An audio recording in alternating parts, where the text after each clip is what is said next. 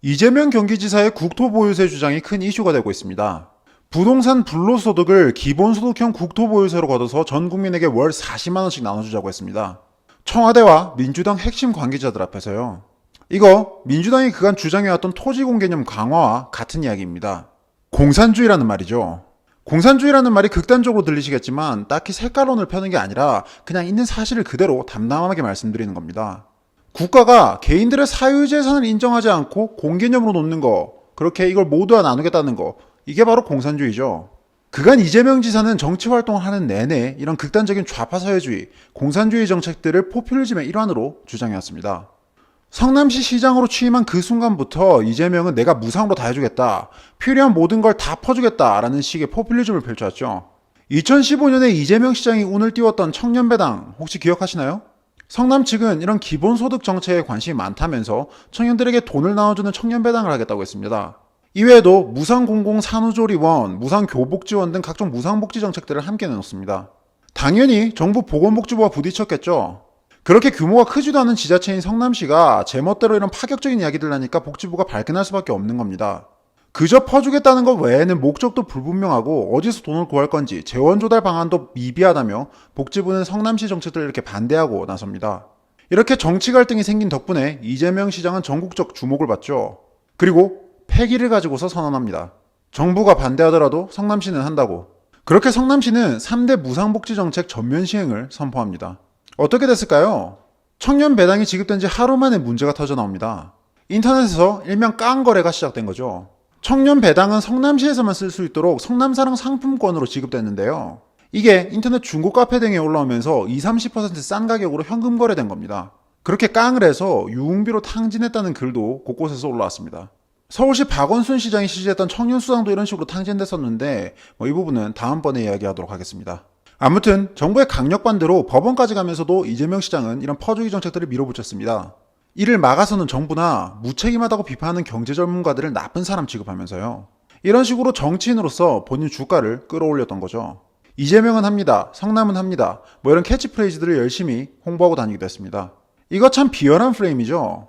국가 경제, 국고 탕진과 부채를 걱정하면서 포퓰리즘을 비판하는 사람들을 무언가 이기적인 기득권들 취급을 하고 정작 본인은 정의로운 사람이라서 이렇게 퍼줄 수 있다는 식의 구도를 짠 겁니다. 실제로는 피 같은 국민 세금으로 만든 나라 곳간을 거덜내는 무책임한 정책이었을 뿐인데요. 이렇게 포퓰리즘으로 논란의 중심에서 자기 어필을 해왔던 이재명. 탄핵 전국 때에도 온갖 막말로 관심을 끌어모으다가 조기 대선이 치러질 것 같자 2016년 말 드디어 야심찬 선언을 합니다. 내가 대통령이 되면 1년에 가구당 300만원씩 쏠 수 있다.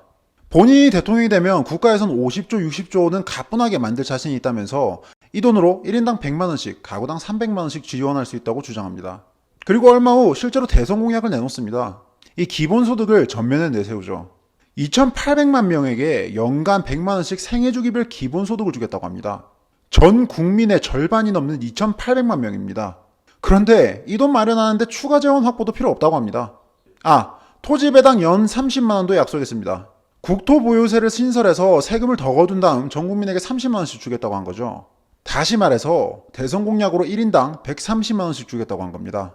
이런 기본소득 말고도 전 분야에 걸친 무상복지 이야기를 했습니다. 공공의료를 확대해서 산후조리비로 100만원씩 주고 18세 이하에게는 무상의료를 해주겠다는 약속도 했죠. 이재명 지사가 남발해온 이런 보편적 무상복지 정책들은 시장경제를 역행하는 사회주의식, 공산주의식 정책들입니다. 꼭 도움이 필요한 사람들에게 선별적으로 복지를 하는 게 아니라 모든 사람들에게 보편적으로 복지를 한다는 것. 그것도 무상으로 다 나눠주겠다는 것. 이런 접근은 복지를 확대하겠다 차원의 이야기가 아니라 대한민국에서 경제가 돌아가는 방식 자체를 바꿔버리겠다는 선언입니다. 자유로운 개인들이 자신들의 이익을 추구하기 위해서 활동하면서 이 보이지 않는 손에 의해 경제가 돌아가는 게 아니라 국가가 통제하고 국가가 나눠주며 국가 주도하에 경제를 움직이겠다는 거죠. 그래서 이렇게 사회주의식, 공산주의식 경제 지향하던 나라들 다 어떻게 됐습니까? 이전 영상에서도 말했지만 작은 정부, 큰 정부 논의에서 큰 정부는 필연적으로 어떻게 된다고 했죠? 정치인들의 권력 강화로 이어진다고 했습니다. 국가가 개입하고 간섭하고 통제하는 것이 늘어날수록 국가에게 더 많은 국민 세금이 지어지고 더 많은 권한이 부여될수록 정치인들은 더 많은 힘을 얻게 됩니다. 이재명이 원하는 나라는 이미 큰 정부를 넘어서서 초거대 정부입니다. 이런 나라에서는 이재명 같은 정치인들이 어마어마한 권력을 누리게 되죠. 북한, 중국, 소련 이런 나라들 한번 생각해보세요. 그런데 이재명이라는 정치인은 우리가 이렇게 큰 힘을 줘도 될 정도로 신뢰할 수 있는 사람인가요? 정치인들이 앞뒤 모습이 다른 건 하루 이틀이 아닙니다. 대다수 정치인들이 앞에서는 위선을 떨면서 뒤에서는 온갖 추악한 일들을 하고 있죠. 그런데 이 앞뒤 간극이 유독 큰 사람이 바로 이재명입니다. 이재명 경기지사, 앞에서는 자신의 이미지를 선하고 정의롭게 포장해왔습니다. 부자 기득권들에게 비난을 퍼붓고 무상복지, 보편적 복지, 기본소득 이런 것들을 이야기하면서 모두 함께 잘 사는 나라를 만들겠다고 합니다. 최근 가슴에 노란 리본을 달고서 세월호 추모식에서 오열을 해가지고 이슈가 되기도 했었죠. 이렇게 선하고 정의로운 이미지를 표방하는 이재명 지사. 그런데 기자들의 카메라 뒤에서는 어떤 행동들을 하고 있었나요? 부정부패 비리 의혹들이 있었죠. 네이버가 재윤경 민주당 의원이 상임이사로 있었던 공익재단 희망살림에 40억을 후원했고 이 가운데 39억이 이재명 시장이 구단주로 있었던 성남FC로 다시 지급됐다는 의혹이 있었습니다. 공익재단이 40억 중 딱 1억만 떼고 나머지 39억을 성남FC에 넘김으로써 이게 사실상 3자 뇌물수수라는 의혹입니다. 조직폭력배인 국제마피아파와의 연관 의혹은 또 어떻습니까? 작년 7월에 SBS 그것이 알고 싶다에서 심도 깊게 다룬 내용입니다. 이재명이 2007년에 변호사로 일하면서 당시 성남 조폭이었던 국제마피아파의 변론을 맡았는데요. 나중에 이 국제마피아파의 조직원 이모 씨가 설립한 코마트레이드라는 회사가 성남시로부터 우수기업으로 선정되어 세무조사를 유예받는 등의 특혜를 받았다는 의혹이 있습니다. 당시 그것이 알고 싶다의 PD는 방송 직전 이재명이 외압을 행사하려고 했다는 정황을 밝히기도 했습니다. 성남 조폭으로부터 성남에 오지 말라는 협박성 연락을 받기도 했다고 합니다. 이렇게 무려 그것이 알고 싶다에서 조폭 연루설이 터져나오자 이재명은 급하게 법적 대응을 했습니다.